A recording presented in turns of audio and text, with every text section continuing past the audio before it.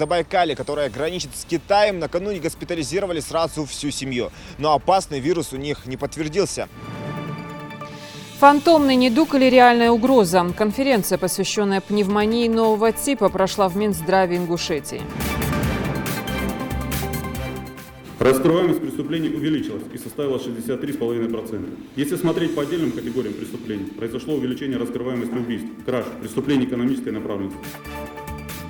Итоги деятельности за 2019 год подвели в прокуратуре Ингушетии. Подробности в выпуске. То есть некоторые газелисты, которым трудно проехать эти 10 метров, чтобы высадить человека в безопасной ситуации. Туда не ходи, сюда ходи. Как попасть на новый автовокзал, если ты едешь в маршрутном такси? Вопрос на злобу дня. Принесла фотографии, чтобы он сохранился в нашем музее, потому что он защитник нашей Родины, пошел воевать и там погиб он. История одной фотографии. Музейный проект приходит на помощь родственникам солдат 40-х. Центр хочет побольше узнать о предках. Братья Адам и Рустам Талдеевы стали победителями и призерами турнира по самбо в Петербурге.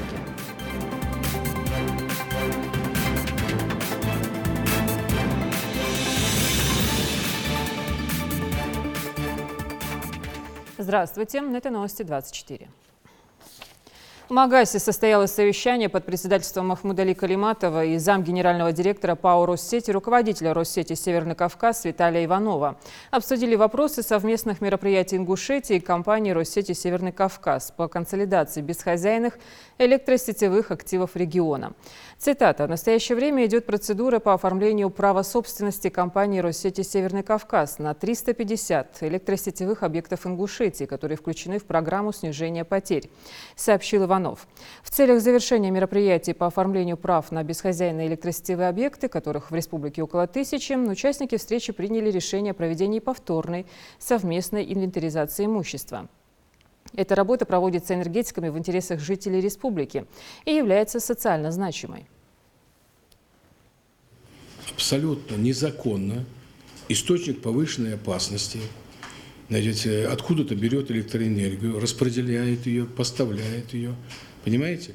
А у нас тут электроэнергии не хватает, люди нам жалуются, что у нас не столько-то вольт, а столько вольт. Это прекратить незамедлительно. Примите все меры. А вам, Министерство имущества, они же на земле какой-то находятся, агрегаты их, сплошную проверку. И главам, конкретно в поручении запишите, незамедлительно разобраться. Каждый объект, стоит он, трансформатор, земля должна быть арендована или передана официально. У нас люди не получают положенного, не дай бог, что-нибудь случись. Нам нужно сети обновить, потому что людям надо дать нормальный свет в доме, предприятиям, организациям. И тогда и платить будет, и говорить можно смелее. Каждый министр, каждый вице-премьер и правительство, и другие службы будут отвечать предметно передо мной. Специфика китайского коронавируса в том, что это новое явление, и вопрос, насколько мы готовы к этому вызову. Так Владимир Путин впервые прокомментировал эпидемию. Совещание на тему нераспространения болезни в России прошло в Кремле. Президент потребовал минимизировать потери в случае попадания вируса в нашу страну. Этого стоит ожидать, по мнению экспертов, в середине февраля. О том, как готовиться к потенциальной нездоровой атаке в нашем регионе, репортаж Зелимхана Калоева.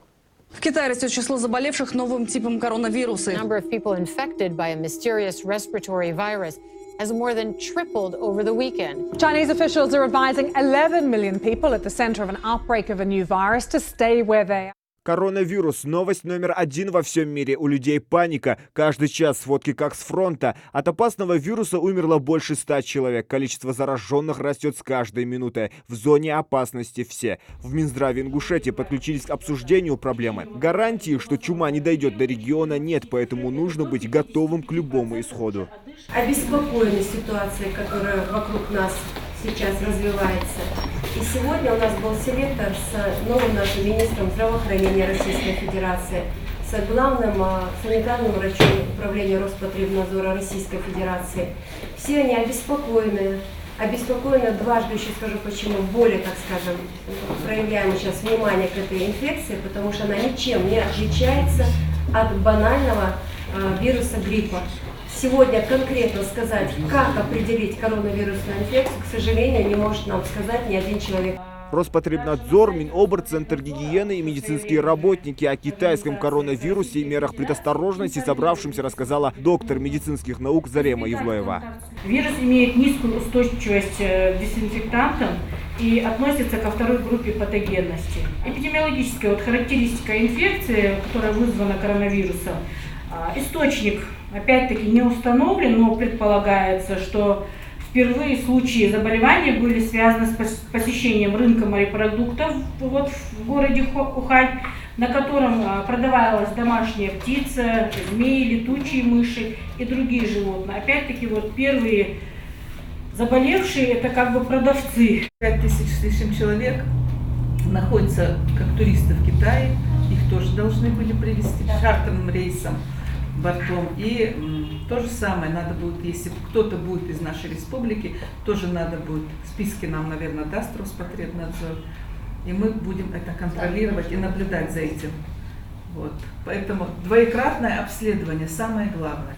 За каждым пассажиром из Поднебесной будет вестись особый учет. Ситуацию на контроль взяли в региональном Роспотребнадзоре. Пока в Ингушетии нет санитарно-карантинного пункта. Тем не менее, разработан специальный план мероприятий. На случай, если будут выявлены больные, этот план сейчас находится на утверждении в правительстве. Завтра мы проводим санитарно-противоэпидемическую комиссию. А вот о мерах, которые принимаются в нашей стране, чтобы не допустить распространения инфекции, говорили также в Кремле. Как вы оцениваете ситуацию, сложившуюся вокруг всей этой темы? Какие меры предпринимаются и что и как правительство намерено делать в ближайшее время, пожалуйста? Мы организовали мониторинг за эпидемической обстановкой, приняли дополнительные меры по усилению санитарно-карантинного контроля пунктов пропуска через государственную границу Российской Федерации, отработали алгоритм действий медицинского персонала при подозрении на новую коронавирусную инфекцию, обеспечили полный контроль за деятельностью медицинских организаций при реагировании на ситуацию с выявлением соответствующих больных и по приему больных на всех территориях из неблагоприятных районов Китайской Народной Республики. Кроме того, мы проработали вопросы немедленной, именно в такой постановке, изоляции лиц с подозрением на заболевание и установления медицинского наблюдения. Кроме того, мы готовим дополнительный медицинский персонал в случае, если нужно будет активно реагировать во всех субъектах Российской Федерации на эту ситуацию. Мы знаем, что, к сожалению, практически во всех странах мира, в том числе в нашей стране, мы теряем людей ежегодно от пневмонии и от гриппа, поэтому здесь перед нами общая задача минимизировать эти потери, сделать все для того, чтобы у нас ничего подобного не было.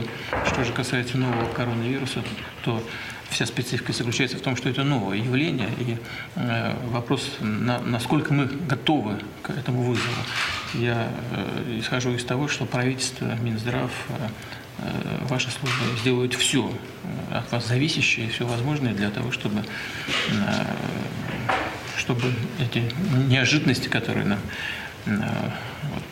которые перед нами возникали, чтобы они не были неожиданностью для подавляющего большинства граждан нашей страны, чтобы вы были, и мы все были к этому готовы.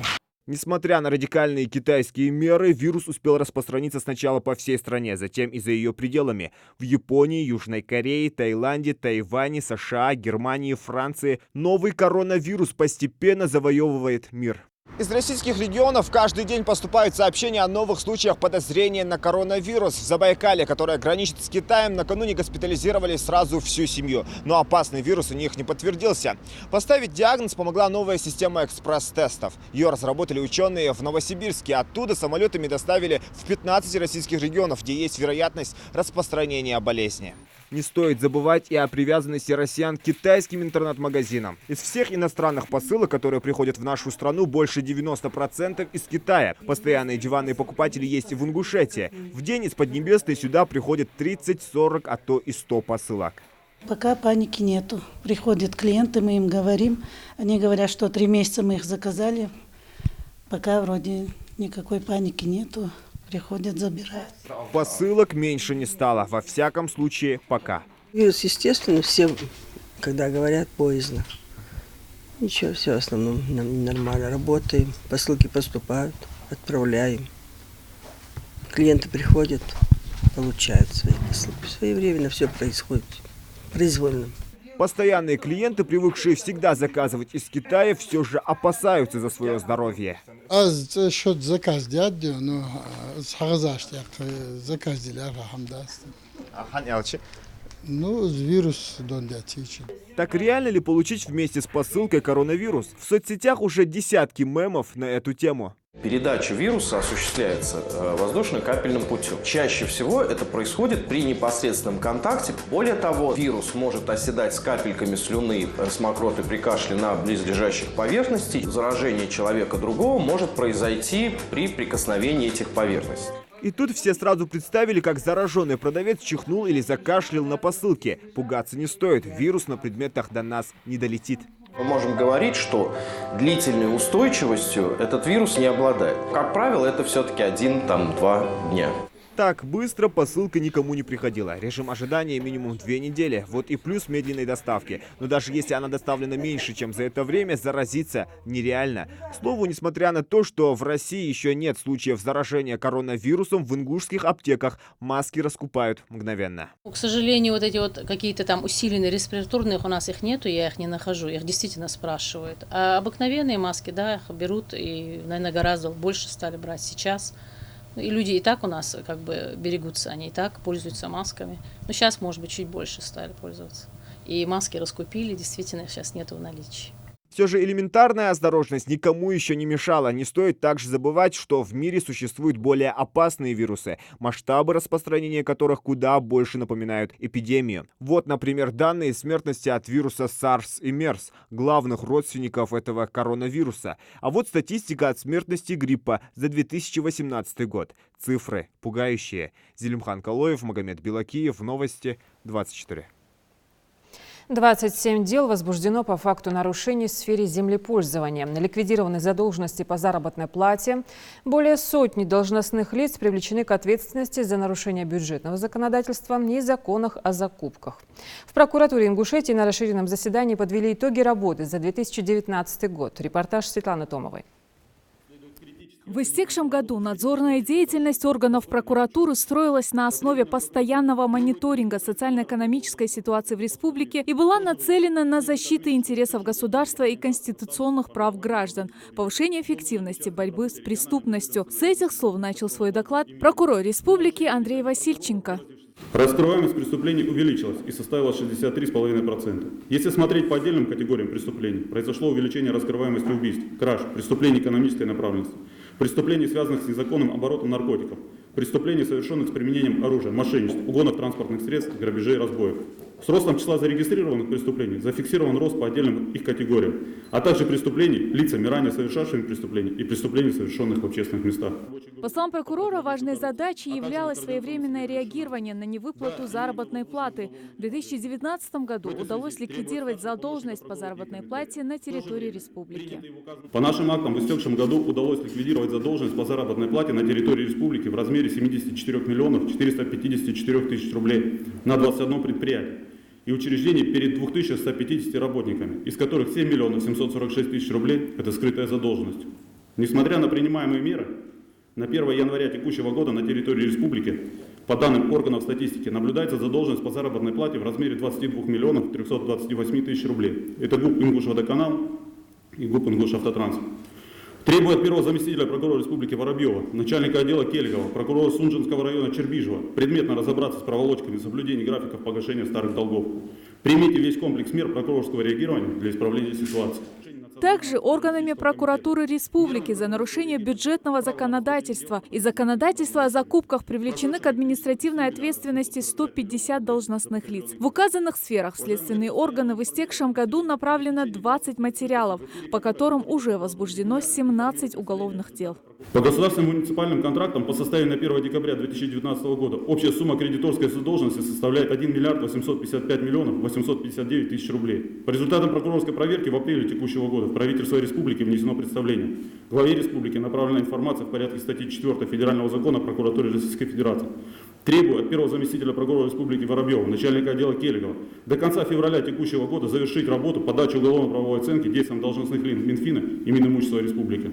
По словам Андрея Васильченко, значительное число нарушений выявлено прокурорами в прошлом году в сфере землепользования. Так, по 27 материалам прокуратурой Назрани возбуждено 27 уголовных дел. По фактам незаконного внесения выписки из похозяйственной книги администрации Нассер-Корта недействительных сведений о наличии у граждан бессрочного права пользования земельными участками вдоль федеральной автодороги «Кавказ». Выданные должностными лицами администрации сельского поселения Кажево в период 2010-2018 годов в отсутствии законных оснований выписки из похозяйственных книг в последующем послужили основанием для регистрации права собственности граждан на 118 земельных участков.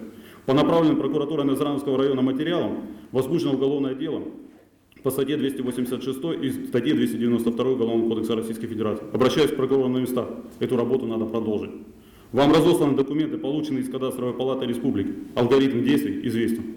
Заключительным словом перед собравшимися выступил начальник управления Генеральной прокуратуры России в СКФО Михаил Александров. Он отметил, что прокуратурой республики проделана определенная работа, направленная на укрепление законности и правопорядка в регионе. Вместе с тем остается ряд нерешенных вопросов, требующих от прокуроров принятия дополнительных мер по повышению эффективности надзорной деятельности, в первую очередь направленных на защиту социальных, жилищных и трудовых прав граждан. Светлана Томова, Адам Далаков. Новости 24. Руководитель Главного управления по вопросам миграции МВД России Валентина Казакова рассказала, что новые российские паспорта будут похожи на банковскую карту. Предполагается, что на этой карточке будет фотография, фамилия, имя, отчество, дата рождения, место рождения. В самом чипе эта информация будет дублироваться. Она также добавила, что специальный чип на документе будет содержать отпечатки пальцев, фотографию, информацию о месте жительства и СНИЛС. На данный момент электронные паспорта находятся в разработке. Точные сроки перехода на них не сообщаются. Не все дороги ведут на новый автовокзал. Продолжают поступать жалобы от жителей региона по поводу курсирования общественного транспорта. Речь идет о маршрутах, пролегающих через автовокзал в Магасе. Но высаживают пассажиров почему-то подаль, то есть прямо на федеральной трассе. Оправдывают такую спешку разными причинами. Что или кто стоит на пути в столицу и насколько временные эти трудности, узнаем у Микаила Тангиева. Новый автовокзал Назрани – один из самых крупных в СКФО. Ежедневно с этой автостанции осуществляется более 500 рейсов в различные уголки нашей республики. Но, к сожалению, не все водители пассажирского транспорта заезжают на вокзал, а некоторые вовсе умудряются высаживать пассажиров прямо на обочине федеральной трассы. Жалобы от жителей, что их буквально оставляют на проезжей части, начали появляться в сети интернет совсем недавно. Касается это в первую очередь частного пассажирского транспорта, который следует из Магаса. Перед тем, как началась реконструкция федеральной автотрассы «Кавказ», далеко не все водители соглашались даже заезжать на новую автостанцию. А теперь, когда большинство транспорта проезжает вдоль автовокзала, автобусы и «Газели» просто высаживают пассажиров по пути следования. Я считаю, что это неправильно, просто есть некоторые газелисты, которым трудно проехать эти 10 метров, чтобы высадить человека в безопасной ситуации. То есть они высаживают там на трассе. Я лично считаю, что это неправильно. Нужно отметить, что транспортные компании, заключившие договоры с региональным Минтрансом о перевозке пассажиров, строго соблюдают правила по намеченным маршрутам. Водители четко знают свой график работы, рейс в пути, время прибытия, и поэтому проблем, как правило, не возникает. Абсолютно все водители маршрута номер 7 четко знают свой маршрут. «Газели» отъезжают отсюда на место старой автостанции. Далее идут на рынок Фабрика, затем в район завода. Свою работу мы выполняем согласно правилам и стараемся добросовестно исполнять свои обязанности. Особенно в утренний и вечерний час пик заезд и выезд с территории автовокзала Новый становится настоящим испытанием для многих водителей и даже представляет некую опасность. Это касается как частных, так и государственных перевозок. Проблемы начались именно с момента запуска строительных работ на федеральной автотрассе. Организовать полноценный, так сказать, безопасный заезд у нас не получается возможным, так как полоса движения, она у нас загружена не только транспортом Республики Ингушетия, но и многочисленным транзитным транспортом. Но могу заверить пассажиров, жителей республики, после завершения цикла по строительству данного участка мы сделаем все возможное, чтобы возобновить движение. Движение будет возобновлено в полном объеме и отвечающим требованиям правил движения безопасности по данному направлению. По итогу все упирается во временные трудности, которые в связи с реконструкцией ФАТ «Кавказ» чувствуют на себе не только пассажиры, но и водители. Однако проблему нужно решать, хотя бы частично до конца завершения срока сдачи автодороги. В Министерстве транспорта обещали обдумать возможные варианты пути решения этого вопроса. Михаил Тангиев, Адам Далаков, Новости 24. В Музее изобразительных искусств Ингушетии ведется работа по созданию мультимедиа-гидов. Программа по созданию мультимедиа-гидов по экспозициям российских музеев «Артефакт» – совместный проект Министерства культуры РФ и портала kultura.rf. В настоящее время сотрудники музея для включения в «Артефакт» отбирают наиболее значимые экспонаты, имеющие музейную ценность, предметы из коллекции живописи, графики, скульптуры и декоративно-прикладного искусства из основного фонда учреждения. На данном этапе проведена работа по внесению 20 экспонатов для подачи заявки. Для каждого из них, уже внесенных в черновики мультимедиа-гида, представлены фотографии, общие сведения о предмете, точки интереса, статьи о предмете, тексты для записи аудиогида. Они знают цену мирной жизни. Все, кто пережил страшные тяготы, кто потерял родных, близких, друзей, кто умудрялся строить быт в абсолютно неприспособленных для этого условиях. Сегодня они рассказывают потомкам о том, как важно быть сплоченными и благодарными за то, что имеешь. К 76-й годовщине депортации ингушского народа в Среднюю Азию и Сибирь мы показываем наших земляков. Историю Марим Галаевой выслушала наш корреспондент Светлана Томова. Марим Галаевой 84. Годы депортации она вспоминает с болью. Тогда, в далеком 44-м, ее семью из 10 человек отправили в неизвестность. 19 дней и столько же ночей ехал их поезд. Сначала они попали в Кустанайскую область, а уже оттуда их отправили в село Владимировку. Это суровый северный Казахстан. Было много жертв, болезней и тягот, но этим обстоятельствам не удалось сломить общего настроя. Сплоченность и мужество объединяли ингушей в те непростые годы, рассказывает бабушка Мария. Несмотря на то, что времена были тяжелые, ингуши жили очень дружно. Стоило элементарно корове оттелиться, тогда все село собиралось во дворе этого человека. Радостная весть мгновенно разлеталась по всей округе. Когда пекли лепешки, все ингуши, как одна большая семья, собиралась за общим столом. 13 долгих лет в изгнании не сломили сильный дух ингушского народа, говорит бабушка Мария.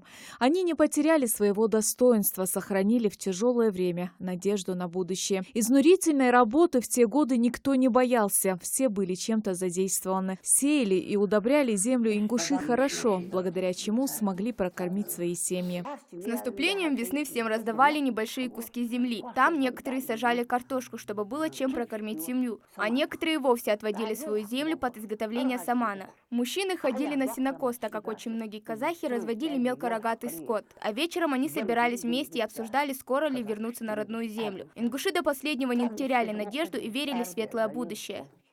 Своего будущего мужа Марем тоже встретила в депортации. Недолго думая, молодые люди сыграли свадьбу. Говоря о свадьбе, бабушка делится, что такой роскоши, как сегодня в те годы, конечно же, не было. Но, как говорится, невесту собирали всем селом и помогали жениху. В то время как таковых пышных свадеб не было, единственное, жарили лепешки, гости могли с ними попить чай и разойтись. Денег не было, поэтому приходилось спасаться то испеченным хлебом, то лепешкой. Это наша история, наше испытание, которое было пройдено достойно, но ценой многих жизней. Сегодня многие по рассказам старших знают, через что прошел ингушский народ. Наши предки не доказывали, а показывали своим примером, что они полны мужества и отваги. Они были очень дружны между собой, несмотря на тяготы и невзгоды. Их было очень много, начиная с раннего утра февральского дня на родине, заканчивая там, на чужбине. По дороге многие просто не успевали хоронить умерших. Они выжили благодаря сплоченности. Приехав на родину в 60-х, семья Марем Галаевой начала жизнь буквально с чистого листа. Но все эти сложности казались им такой мелочью. Правда, вернуться удалось не всем. В Казахстане семья Марем потеряла 3 братьев и сестру. Сегодня, сидя в окружении своих правнуков, бабушка отмечает, что немного завидует сегодняшней молодежи.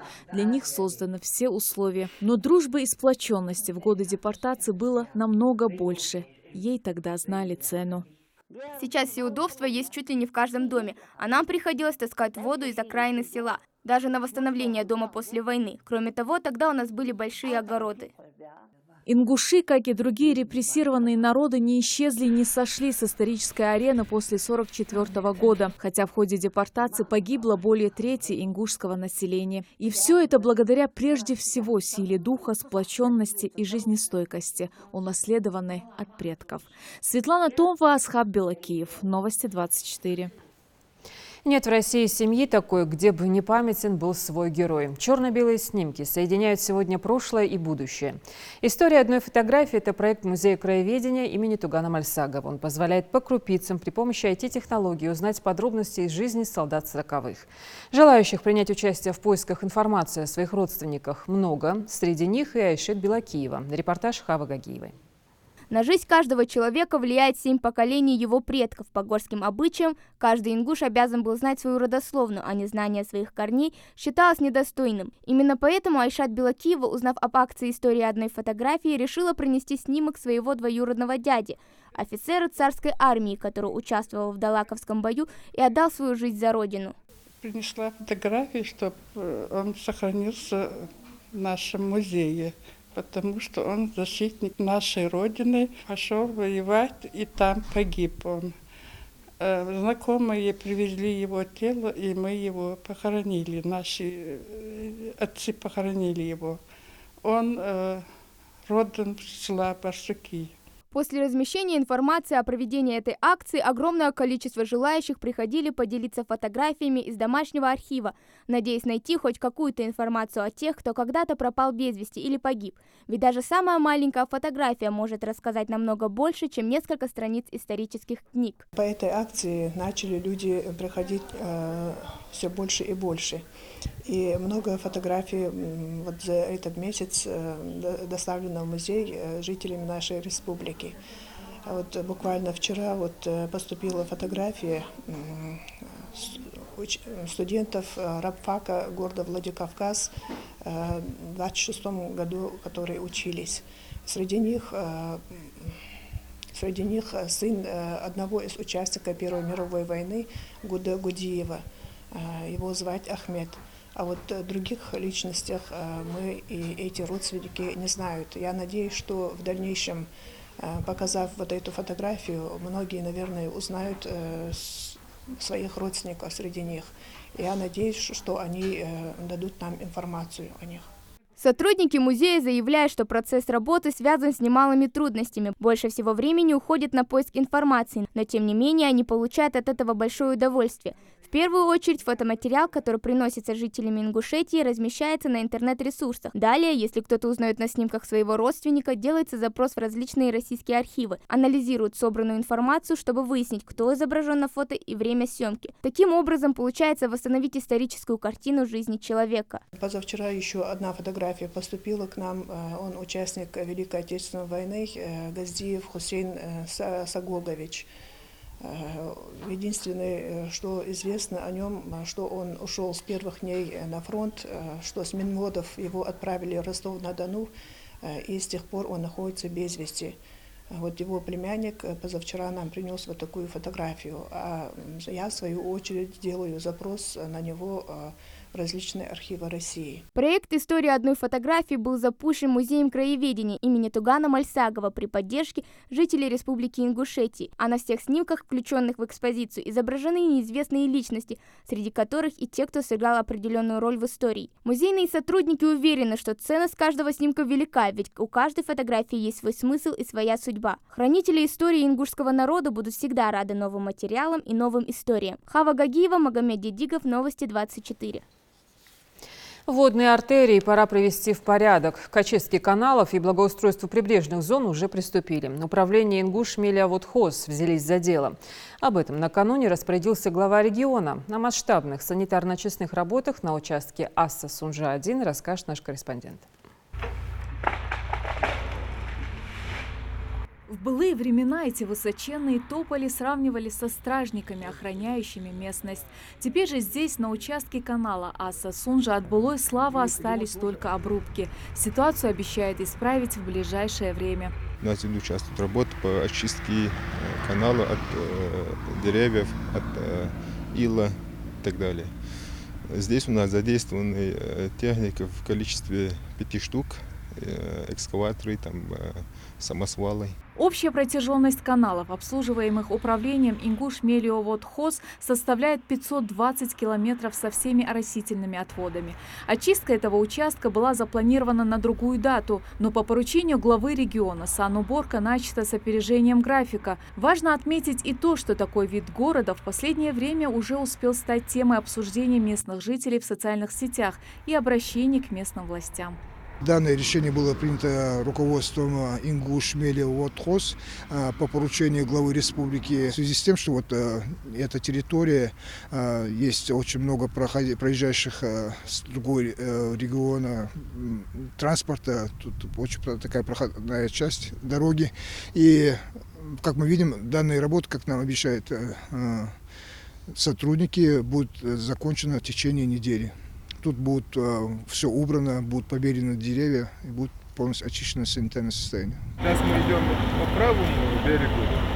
Правый берег сначала прочистим, потом мы перейдем на левый берег. Шум рабочей техники, распил деревянных срубов. В общем, весь масштаб развернутых здесь работ не оставил равнодушным местных жителей.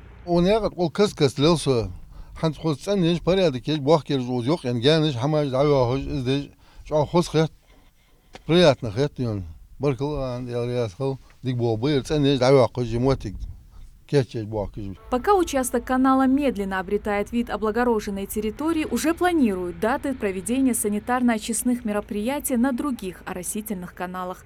Светлана Томова, Адам Мережков, Магомед Дедигов, Новости 24.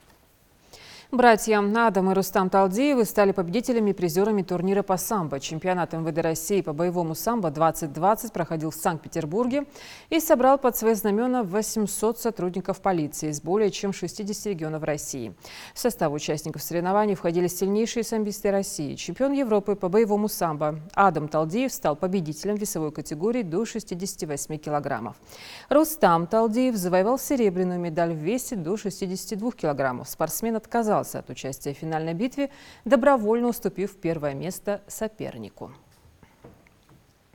Следите за новостями на канале Ингушетии. До встречи в эфире.